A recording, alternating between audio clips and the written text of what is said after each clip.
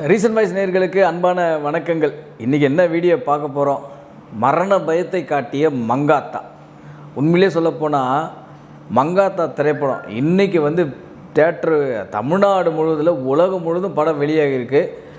வேறு லெவலில் ஒரு ரீரிலீஸ்னால் எப்படி இருக்கும் அப்படின்றத காட்டிய திரைப்படம் தான் மங்காத்தா. ஒரு ரீரிலீஸ் திரைப்படம் எப்படி செலிப்ரேஷன் பண்ணுவாங்க, எப்படி இருக்கும் அப்படின்றத உலக சினிமாவுக்கு எடுத்துக்காட்டிய திரைப்படம் தான் மங்காத்தா. இந்த மங்காத்தா ரிலீஸ் ஆகிடுச்சு. படம் பயங்கரமான லெவலில் ஓடிக்கிட்டு இருக்கு. பாக்ஸ் ஆஃபீஸில் பட்டையை கலப்புது. இது எல்லாம் ஒரு பக்கம் அப்படியே எடுத்து வச்சுருவோங்க. மங்காத்தா டைம், மங்காத்தா ரிலீஸுக்கு முன்னாடி, மங்காத்தா ரிலீஸுக்கு அப்புறம் என்னென்ன நிகழ்வுகள் நடந்ததுன்னு இன்றைக்கி இருக்கிற இந்த ஜென்சி கிட்ஸ்னு சொல்லுவாங்கள்ல, அவங்களாம் சத்தியமாக ஞாபகம் இருக்காது. அப்போது சமூக ஊடகங்கள், சமூக வலைத்தளங்கள் அப்போ தான் இந்த ட்விட்டரு, ஃபேஸ்புக்கு, இந்த யூடியூப்பெல்லாம் ஃபேமஸ் ஆக, அதாவது வளர்ந்து வர டைம். அந்த டைமில் அப்போது இங்கே இருக்கிற ஒரு முன்னணி பத்திரிகையாளர், இவர் பேசாமல் ரேஸுக்கே போயிடலாம், இவர் ஏன் படம் நடிச்சுக்கிட்டு இந்த மாதிரிலாம் படம் நடிச்சுக்கிட்டுன்ட்டு அசல் திரைப்படத்தப்போ இந்த மாதிரி விமர்சனம் எழுதினாங்க. இவர் பேசாமல் ரேஸுக்கே போக சொல்லுங்கள், இவர் யார் படம் நடிக்க சொன்னாங்க, அந்த அளவுக்கு மோசமாக இருக்குது அப்படின்னு எழுதினாங்க அசல் திரைப்படம் அப்போது அஜித்தோடைய இதுக்கு.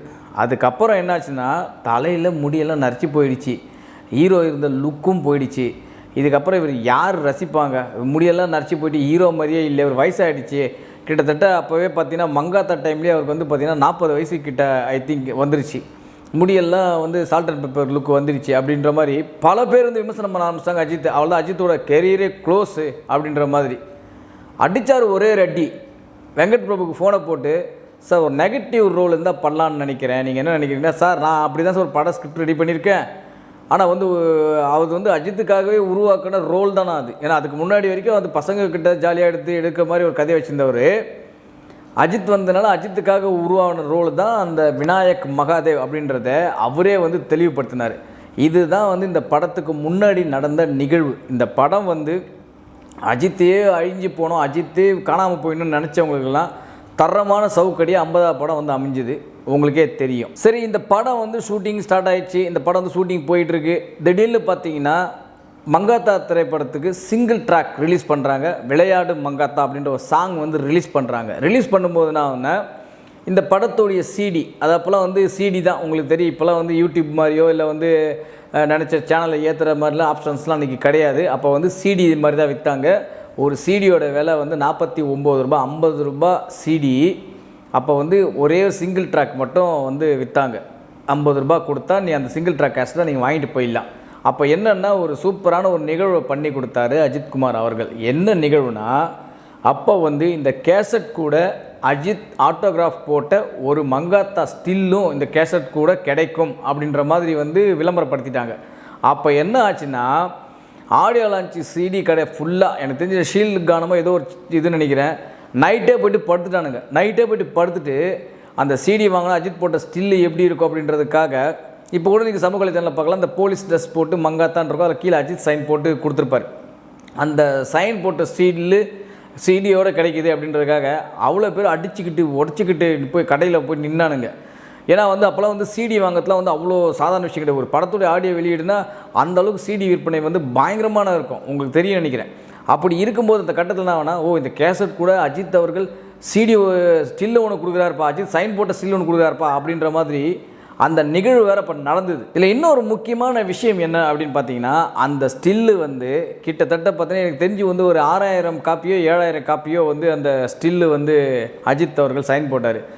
ஆனால் அஜித் அவர்கள் ஒரு ஷூட்டிங் ஸ்பாட்டில் அப்படியே ஒரு பெண்டல் மாதிரி எத்துமே நிறுத்தினாங்களாம். அவ்வளோ பெண்டல்ஸ் எடுத்தாங்களாம். சார் இதில் ஒரே ஒரு சைன் நீங்கள் போடுங்க, மீதி எல்லாமே நம்ம கலர் ஜெராக்ஸ் எடுத்து கொடுத்துக்கலாம் அப்படின்ற மாதிரி இயக்குனர் சொன்னதாகவும். ஆனால் அஜித்குமார் என்ன சொன்னாங்கன்னா, என்னுடைய ரசிகர்கள் வாங்கி பார்க்குறாங்க, இது கலர் ஜெராக்ஸ் எடுத்து கொடுத்து நான் ஆட்டோகிராஃப் போட்டால் அது நல்லா இருக்குமா, நானே எல்லாத்துக்கும் சைன் போடுறேன்ட்டு கிட்டத்தட்ட ஒரு 5000 6000 ஃபோட்டோவில் ஓனாக சைன் பண்ணியிருப்பார். நிறைய பேர் நீங்கள் அந்த ஸ்டில்லு வச்சுருக்கவங்களுக்கு தெரியும். அதில் பாருங்கள், அந்த ஸ்டில்லுக்கு கீழே அஜித்குமார் ஓனாக சைன் பண்ணியிருப்பார். எல்லாத்துலேயுமே ஓனாக சைன் பண்ணியிருப்பார். எதுவுமே பார்த்திங்கன்னா கலர் ஜெராக்ஸோ இல்லை பிரிண்ட் அவுட்டோ எடுக்கலை. எல்லா சிடியும் இன்றைக்கி எனக்கு தெரிஞ்சு 1 நாளோ 1.5 நாளோ ஆச்சுன்னாங்க அந்த சைனெல்லாம் போட்டு முடிக்க. 5000 6000 ஃபோட்டோவில் சைன் பண்ணி முடிக்க கிட்டத்தட்ட 1.5 நாளோ நோவா ஆச்சான் அஜித்குமார் அவர்களுக்கு. அந்த அளவுக்கு ரசிகர்கள் மேலே அவ்வளோ பற்றுள்ளவர் தான் அஜித்குமார் அவர்கள். ரசிகர்கள் மன்றங்கள் வேண்டாம்னா சொல்லுவாரே தவிர ரசிகர்களை ஒருபோதும் அவர் வேண்டாம்னு சொல்லவே மாட்டாருங்க. அந்த மாதிரி தான் அதுக்காக ரசிகர்களுக்கு என்னுடைய ரசிகர்கள் வாங்கணும், அதுக்காக வந்து நான் சொந்தமாக உட்காந்து நானே என்னுடைய ஓன் கையெழுத்தை போட்டு தரேன்ட்டு கிட்டத்தட்ட வந்து 1.5 நாளோ 2 நாளோ வெறும் கையெழுத்து மட்டுமே போட்டிருக்காராம். அவருடைய ஷூட்டை வந்து வேறு இடம் எடுங்க, வேறு போர்ஷன்ஸ் எடுங்க, நான் கையெழுத்து போட்டு தரேன்ட்டு. அந்த சிடியை வாங்க அலை மோதிச்சு கூட்டம் நிறைய பேருக்கு தெரியும். அன்றைக்கி அந்த சிடி கூட அந்த ஸ்டில்லு இலவசமாக கிடைக்குதுன்றதுக்காக என்னென்ன வந்து ஒரே வந்து ஆர்ப்பாட்டம் அமர்க்கலம்லாம் பண்ணாங்க அன்றைக்கி அந்த ரசிகர்கள். சரிப்பா, ஒரு பக்கம் வந்து இதெல்லாம் முடிஞ்சிடுச்சு. அடுத்தது வந்து படம் வந்து ரிலீஸ் ஆகிற டைமு, அதுக்கு முன்னாடி ஒரு 2-3 மாதத்துக்கு முன்னாடி தான் தேர்தல் வந்து நடந்தது. தேர்தல் நடந்து முடிஞ்சு 2011ஆம் ஆண்டு ஏற்கனவே இவங்க எடுத்த அந்த நிறுவனம் குடும்பம் வந்து ஆட்சிக்கு வரலை. ஆனால் 2011ஆம் ஆண்டு இன்னொரு கட்சி ஆட்சிக்கு வந்துடுச்சு. ஒன்றும் புரியல சன் நிறுவனத்துக்கு. சன் நிறுவனம் கூட சொல்ல முடியாது. இந்த படத்தை உண்மையிலேயே எடுத்தவங்க யாருன்னா Cloud9 பிக்சர்ஸ். நம்ம தயாநிதி அழகிரி அவர்கள் தான் இந்த படத்துடைய ப்ரொடியூசர். அவங்களுக்கு வந்து ஒன்றுமே புரியல. ஆட்சி மாறிடுச்சு. இதுக்கு முன்னாடி நம்ம சன் பிக்சர்ஸ் நிறுவனத்தில் நம்ம பேனரில் நிறைய படங்கள்லாம் நம்ம எடுத்திருக்கோம், ரிலீஸ் பண்ணியிருக்கோம். இப்போ ஆட்சி மாற்றம் நிகழ்ந்தது. என்ன ஆகும்? நம்ம படத்தை ரிலீஸ் பண்ண விடுவாங்களா? நம்ம படத்தை சுதந்திரமாக ரிலீஸ் பண்ண முடியுமா? ஏன்னா அந்த டைமில் ஆட்சி அமைச்சாருன்னா உங்களுக்கே தெரியும், மரியாதைக்குரிய அம்மா செல்வி ஜெயலலிதா அவர்கள் தான் வந்து அந்த டைமில் வந்து ஆட்சிக்கு வந்துட்டாங்க. இந்த படம் வரும்போது ஆட்சிக்கு வந்துட்டாங்க. பட் ஒன்றும் புரியல. இந்த குடும்பத்தில் படம் எடுத்துட்டோம், ஆட்சி மாறிடுச்சு, என்ன பண்ணுறது அப்படின்ற மாதிரி ஒன்றும் புரியாமல் மூச்சுக்கிட்டு டைமு அப்போ வந்து சில நிகழ்வுகள் நடந்ததுங்க. ஆனால் படத்தோட ரிலீஸ் டேட்டு சொல்லிட்டாங்க. ஆகஸ்ட் 31 இந்த படம் வெளியாக போகுதுன்னு ரிலீஸ் டேட்டு அனௌன்ஸ்மெண்ட் பண்ணிட்டாங்க. ஆல்ரெடி முன்னாடியே இவங்க ஆட்சியில் இருக்கும்போதே அனௌன்ஸ்மெண்ட் பண்ணிட்டாங்க. என்ன பண்ணுறது? நம்ம படம் எடுத்துட்டோம், இல்லை ஒன்று பண்ணலாமா, வேறு யாருன்னா கொடுத்து இந்த படத்தை ரிலீஸ் பண்ண வைக்கலாமா, வேறு எதனா ஒரு கம்பெனி மூலமாக இந்த படத்தை ரிலீஸ் பண்ணலாமா அப்படின்னு யோசித்தாங்க. அப்போ என்ன நடந்தது தெரியுமா? ஆகஸ்ட் 23லிருந்து 30ஆம் தேதி வரைக்கும் இந்த படத்தை யார் ரிலீஸ் பண்ண போகிறாங்க அப்படின்ற ஒரு விஷயமே நடந்து, அப்போ நான் ஒரு முன்னணி நிறுவனத்தில் வேலை செஞ்சுட்டு இருந்தேன். அப்போ என்னென்னா டெய்லி ஒவ்வொருத்தருடைய பேனரில் அந்த மங்காத்தா போஸ்டர் வரும். தமிழ்நாடு முழுவதும் யூடிவி மோஷன் பிக்சர்ஸ் வெளியீடு. ஓகே, மறுநாள் வேற ஒரு பேனர் தமிழ்நாடு முழுவதும் திருப்பதி பிரதர்ஸ் வெளியீடு.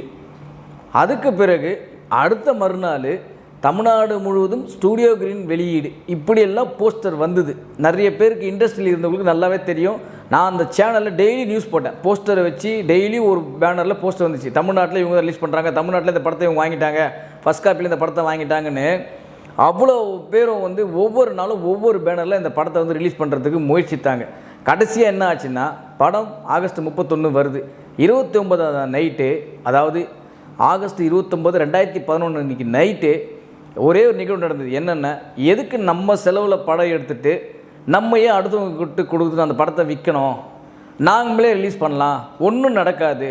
அஜித் அவர்களுடைய கிரேஸ் என்னென்னு தெரியும். அஜித் அவர்களுடைய படங்களை வந்து இப்போ நம்ம படத்தை தடுத்து அது அஜித் படத்தை தடுக்கிற மாதிரி அப்படின்னு நினச்சி தைரியமாக ஆகஸ்ட் 30 அன்னைக்கு காலையில் வந்த பேப்பர் ஆடில் சன் பிக்சர்ஸ் பெருமையுடன் வழங்கும் மங்காத்தா அப்படின்னு வந்துச்சுங்க. நிஜமாக சொல்கிறேன், அந்த ஆகஸ்ட் 30 2011 வரைக்கும் எந்த தேட்டரையும் டிக்கெட் கொடுக்கவே இல்லை. நாளைக்கு படம் ரிலீஸ், இன்றைக்கி காலையில் வரைக்கும் டிக்கெட் கொடுக்கல. அந்த அளவுக்கு வந்து யார் ரிலீஸ் பண்ண போகிறாங்க, அந்த படம் ரிலீஸ் ஆகாமல் ஆகாதா, ஆட்சி வேறு மாறிடுச்சு, நம்ம படத்தை தடுத்துருவாங்களோ அப்படின்ற பயத்தில் யாருமே வந்து டிக்கெட் கொடுக்கல. கடைசியாக அந்த 29 நைட்டு முடிவாயிட்டு 30ஆம் தேதி காலையில் சன் பிக்சர்ஸ் பெருமையுடன் வழங்கும் மங்காத்தான் வந்த உடனே தான் அனைத்து தேட்டரில் டிக்கெட் ஓப்பனே பண்ணாங்க. ஒரே ஒரு நாள் கிட்டத்தட்ட 24 மணி நேரம் கூட இல்லாத டைமில் அந்த படத்துக்கு பேனர் மாறி மாறி வந்து கடைசியாக சன் பிக்சர்ஸ் நிறுவனமே வெளியிட்டுச்சு. அந்த படத்தை வெளியிட்ட பிறகு எந்த பிரச்சனையும் யாரும் பண்ணவே இல்லை. ஆளும் அதிமுக அரசும் எந்த பிரச்சனையும் பண்ணலை. அவங்க அதை பற்றி கண்டுக்க கூட இல்லை. நீ என்னென்னா படம் எடுத்துகிட்டு போங்க, எந்த பேனர்லாம் படம் எடுத்துகிட்டு போங்க, என்ன ரிலீஸ் பண்ணிட்டு போங்க. அவங்களுக்கு சினிமா அந்த துறையில் அவங்க ஜெயலலிதா மாரி எந்த விதமான ஒரு முன்னேற்பாடோ இல்லை ஒரு தடையோ கிடையோ எதுவுமே பண்ணலை. அவங்க ஃப்ரீயாக விட்டுட்டாங்க அந்த படத்தை. அதனால் யாருக்கும் பயப்படாமல், இன்னும் சொல்ல போனால் சன் பிக்சர்ஸ் நிறுவனத்துக்கு மறுவாழ்வு கொடுத்த திரைப்படமே மங்காத்தா தான் என்னை பொறுத்தவரைக்கும் கேட்டிங்கன்னா. ஏன்னா கிட்டத்தட்ட படம் எடுத்துகிட்டு பல படங்கள் அவங்களுக்கு கிடப்பில் கிடக்கு, பல ப்ரொடக்ஷனில் தயாரித்த படங்கள் அப்படியே இருக்குது. எப்படி அதிமுக ஆட்சி வந்துருச்சு, எப்படி நம்ம அந்த படங்கள் ரிலீஸ் பண்ண போகணும்னு பயந்துட்டு இருந்த டைமில் மங்காத்தாவை இறக்குனதுக்கு பிறகு தான் அதுக்கப்புறம் பல படங்கள் அவங்க திரும்ப மீண்டும் ரிலீஸ் பண்ண ஆரம்பித்தாங்க. அதற்கு பிறகு எடுக்கப்பட்ட படங்கள் எல்லாம் அவங்க ஓன் பேனரில் ரிலீஸ் பண்ணாங்க. ஏன் அதே வருஷம் தீபாவளிக்கு 7ஆம் அறிவும் கிட்டத்தட்ட இதே இவங்க குடும்ப கம்பெனியில் வந்த படங்கள் தான். ஸோ ஒரு உதாரணம் சொல்ல போனால், எனக்கு தெரிஞ்சு சன் குடும்பத்திற்கே மறுவாழ்வு கொடுத்த திரைப்படமாக கூட இந்த மங்காத்தா இருக்கும் அப்படின்றத வந்து அடித்து சொல்லலாம். ஏன்னா அந்த காலகட்டத்தில் அதுக்கப்புறம் அவங்க பல படங்கள் இயக்குனாங்க. ஆனால் நடுவில் ஒரு பிரேக் இருந்து பாருங்கள். இந்த ஆட்சி வந்தவுடனே என்ன படத்தை மூச்சிட்டு இருக்கும்போது ரிலீஸ் ஆன திரைப்படம் தான் மங்காத்தா. அதுக்கப்புறம் அவங்க பல திரைப்படங்கள் ரிலீஸ் பண்ணாங்க. ஏன்னா அஜித்தோடைய பவர் அந்த மாதிரி. அந்த டைமில் கையே வைக்கலை, யாரும் எந்த பிரச்சனையும் பண்ண முடியாது. இது அஜித் படம் சொல்லி தைரியமாக இறக்குனாங்க அந்த மங்காத்தா திரைப்படத்துக்கு. சரி, இந்த படம் வந்து டிக்கெட்லாம் கொடுத்துட்டாங்க. காலையில் படம் போட்டே ஆகணும். 5 மணி ஷோ போடுறாங்க. அப்போலாம் 5 மணி ஷோ வந்து ரொம்ப ஃபேமஸ்ஸு. அதிகாலை 5 மணி ஷோ. என்ன பண்ணுறது, நானும் போய்ட்டு சென்னை காசி தியேட்டரில் டிக்கெட்டை வாங்கிட்டேன். முன்னாலே போய் டிக்கெட் வாங்கிட்டு அப்படியே அடித்து பிடிச்சி நம்ம எங்கள் ஆஃபீஸ் டீம் எல்லாருமே வந்துவிட்டோம். காசி தியேட்டரில் 5 மணிக்கு படம்னா 4:30க்கெலாம் வந்துவிட்டோம். நாங்கள் வந்து நின்றுட்டோம். வந்து நிற்கும்போது என்ன ஆச்சுன்னா, காசி தியேட்டர் உரிமையாளர் என்ன சொன்னார், சார் கொஞ்சம் இஷ்யூ இருக்குது, தயவுசெய்து எல்லோரும் எந்த பிரச்சனையும் பண்ணாதீங்க, போயிட்டு ஒரு 6:15 6:30 மணிக்கு வந்துடுங்க. இது வரைக்கும் எங்களுக்கு இன்னும் கிளியரன்ஸ் வரல. எங்களுக்கு மட்டும் இல்லை, தமிழ்நாட்டிலையும் சரி உலக அளவிலும் சரி எங்கேயுமே இன்னும் கிளியரன்ஸ் கிடைக்கல. ஒரு மணி நேரம் வெயிட் பண்ணுங்கன்னாங்க. ஆர்ப்பாட்டம் பண்ணியிருந்தவன், அமக்கலம் பண்ணியிருந்தவன், அட்டகாசம் பண்ணியிருந்தவன் எல்லாரும் அடுத்த ஒரு 5 நிமிஷம் அங்கே எவனுமே இல்லை தேட்டரில். ஈக்காக்கா இல்லை. என்னடா இது இவ்வளோ நேரம் இவ்வளோ ஆர்ப்பாட்டம் பண்ணியிருந்தாலும் சரி, நாங்களும் வந்து கிளம்பிட்டோம். சரி வாங்க சார், நம்ம சார்கள்லாம் கூப்பிட்டு வாங்க சார், டீக்கு சாப்பிட்டு ஒரு 6:15 வரலாம் சார். நாங்களும் கிளம்பி போயிட்டோம். போயிட்டு திரும்பி வந்து பார்க்குறோம், கரெக்டாக 6:30 மணிக்கு வரோம். 6:30 மணிக்கு எல்லாம் அசம்பிள் ஆகிட்டானுங்க. அதே மாதிரி எப்படி ஆர்ப்பாட்டம் பண்ணவன், அமக்கலம் பண்ணவன், அட்டகாசம் பண்ணவன் எல்லாரும் 4:50 கிளம்பி போயிட்டு 6:30க்கு திரும்ப வந்துட்டானுங்க அதே இடத்துக்கு. எந்த விதமான கலட்டாவும் பண்ணலை.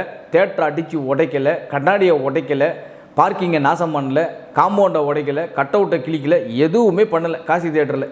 அவ்வளோ அழகாக வந்து அஜித் ரசிகர்கள் ஹேண்டில் பண்ணாங்க. ஆனால் வந்ததுக்கப்புறம் ஒரே ஒரு பெல்லு சத்தம் கேட்டுச்சு சார். டோர் ஓப்பன் ஆச்சு சார்.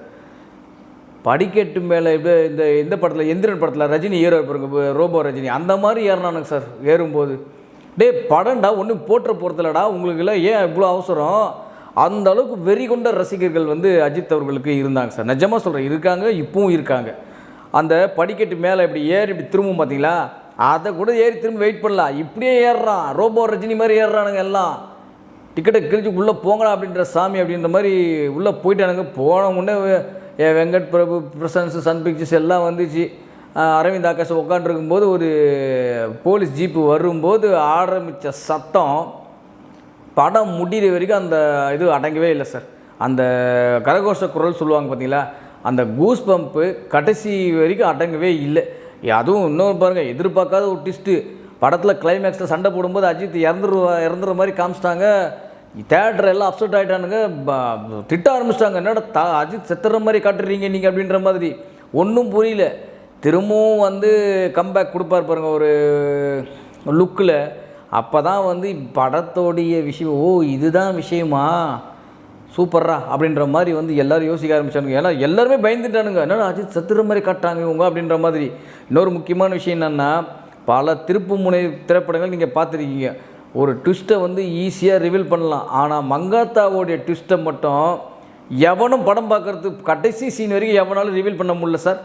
அர்ஜுனும் ஒரு கூட்டு களவாணி அப்படின்ற படத்தில், நான் சொல்ல படத்தில் சார் யாரும் தப்பாக எடுத்துக்கிறீங்க, அஜித்தும் கூட்டு களவாணிடா அப்படின்றத ரிவீல் பண்ண எவனாலே ரிவீல் பண்ண முடியல சார். படம் கிளைமேக்ஸ் வரைக்கும் எவனாலையுமே. ஏன் ஒரு வார்த்தை கூட சொல்லுவார் சார், எதிர்க்க தான் சார் நின்று பேசிகிட்டு இருக்கார் விநாயக் மகாதேவ், உன் கண்ணு இருக்கே நான் சுட்டேன் அப்படின்னு ஒரு அர்ஜுனு, ஏன் நம்புங்க சார் இன்னும் பேசுங்க சார் சொல்லி பேசுகிற வரைக்கும் அஜித்தும் அர்ஜுனும் எதிரே தான் நினச்சிட்டு இருந்தோம். ஆனால் அந்த ஒரு ட்விஸ்ட்டை, இந்த படத்தோடைய பெரிய சக்ஸஸுக்கு காரணமானது அந்த ட்விஸ்ட்டு தாங்க.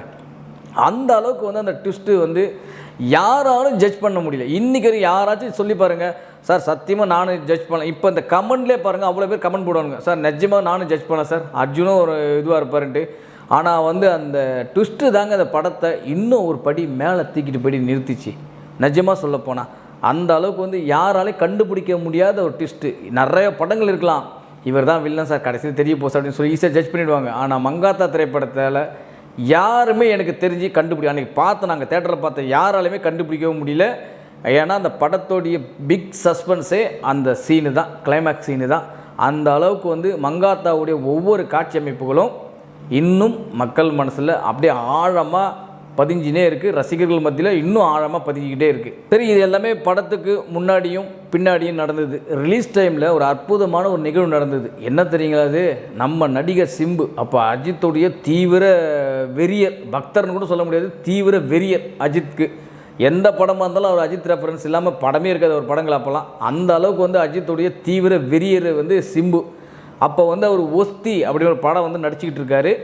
அந்த படம் வந்து பிரேக் எடுத்துகிட்டு டைரக்டர் தர்ணி கிட்ட, சார் எனக்கு ஒரே ஒரு நாள் லீவ் கொடுங்க, நான் போயிட்டு சென்னையில் சத்தியம் தேட்டரில் தலைவர் படத்தை, தலைவர் இல்லைங்க தலை படத்தை நாங்கள் நிச்சயமாக பார்த்துட்டே வரணும் அப்படின்னு சொல்லிவிட்டு வேக வேகமாக உடனே ஷூட்டிங்கே ஒதுக்கினார் சார். ஒஸ்தியை ஒதுக்கினாருங்க சிம்பு. ஒரு நாளில் 2 நாள் கூட ஆகட்டங்க, எனக்கு மங்காத்தா படத்தை நான் முதல் ஷோ பார்த்தே ஆகணுங்க அப்படின்ற மாதிரி விதத்தில் ஒரு நாள் ஷூட்டிங்கே ஒதுக்கி அவர் படத்தை பார்த்துட்டு திரும்ப ஒரு ஷூட்டில் போய்ட்டு கலந்துக்கிட்டார். அப்போ பார்த்துங்க, இந்த படம் வந்து ரசிகர்கள் மத்தியில் மட்டும் இல்லைங்க, நடிகர்கள் மத்தியிலையும் பெரிய தாக்கத்தை ஏற்படுத்தியிருக்கு அப்படின்னு. இது வந்து நான் சொன்னது வந்து சிம்பு மட்டும்தான், இன்னும் பல நடிகர்கள் பார்த்தாங்க இந்த படத்தை. பரத், தனுஷ் அவர்கள், அனிருத் அவர்கள், எவ்வளோ பேர் அன்றைக்கி வந்து இந்த படத்தை வந்து கொண்டாடினாங்க அவங்களுக்குன்னு தெரியும். ஸோ அவங்களாம் என்னென்ன அன்றைக்கி ட்விட்டரில் என்னென்ன போட்டிருக்காங்கன்றது உங்களுக்கு தெரியும். பல பேர் இன்னும் அதை ஷேர் பண்ணிட்டு தான் இருக்காங்க. அதாவது பொதுவாக வந்து ஒரு நடிகர்களுக்கு ரசிகர்களாம், ஆனால் நடிகர்களே ரசிகர்களாக இருப்பது யாருக்குன்னு பார்த்தீங்கன்னா அஜித் அவர்களுக்கு ரொம்ப அதிகம். இன்றைக்கு காலகட்டத்தில் பார்த்தீங்கன்னா இண்டஸ்ட்ரிக்குள்ளே இருக்கிற நடிகைகளே அஜித்துக்கு அதிக ரசிகர்கள் இருக்காங்கன்னா அது அஜித்துக்கு மட்டும்தான். அந்த அளவுக்கு வந்து ஒரு கிரேஸ்ஃபுல், ஒரு பவர்ஃபுல், இன்னும் சொல்லப்போனால் அஜித் சொல்கிற மாதிரி தான் மணி மணி மணி இந்த கான்செப்டோடு எடுக்கப்பட்ட இந்த திரைப்படம் மாபெரும் வெற்றி அடைஞ்சிது. அதே மாதிரி இந்த ரீலீஸ்லேயும் இந்த திரைப்படம் சக்க போட்டு இருக்குது. இன்னும் சொல்லப்போனால் நம்ம திரும்பவும் இந்த படம் எவ்வளோ வசூலாச்சு அப்படின்றத நம்ம இந்த 4 நாட்கள் வந்து விடுமுறை தினம்லாம் கழித்து நம்ம செவ்வாய்க்கிழமை அப்போ இந்த படம் வசூல் என்ன பண்ணியிருக்கு, எந்தெந்த படத்தோட ரீலீஸ் ரெக்கார்டை உடச்சிருக்கு அப்படின்றத நம்ம கண்டிப்பாக பேச தான் போகிறோம். இதில் முக்கியமான விஷயம் என்னென்னா, இப்போ முதல் நாள் ப்ரீ சேல்ஸ்லேயே இந்த திரைப்படம் அனைத்து ரீலீஸ் ரெக்கார்ட், அதாவது தமிழில் ரிலீஸ் ஆன அனைத்து ரீலீஸ் ரெக்கார்டுகளையும் அடித்து உடச்சிருக்கு அப்படின்ற மாதிரி இப்போ உறுதி ஆகிடுச்சு. இது வந்து நான் சொல்கிறது வந்து ஸ்கேமோ பல்க் புக்கிங்கோ எதுவும் பண்ணல. எல்லா திரையரங்களும் ஆர்கானிக்காக டிக்கெட் விற்று இந்த திரைப்படம் உண்மையான வெற்றி அடைஞ்சிருக்கு அப்படின்றதுல எந்த விதமான சந்தேகமும் இல்லை. இன்னும் இந்த திரைப்படம் ரீலீஸில் எந்த அளவுக்கு வெற்றியை தேடி தரப்போகுதுன்றத நம்ம நிச்சயம் பார்க்க தான் போகிறோம். மங்காத்தா இது அஜித் ரசிகர்களின் உண்மையான பொங்கல். இன்னைக்கு தான். மீண்டும் சந்திப்போம். நன்றி, வணக்கம். இது போல பல வீடியோக்களை கண்டு மகிழ எங்களது ரீசன்ட் வாய்ஸ் சேனலை மறக்காம சப்ஸ்கிரைப் பண்ணுங்க.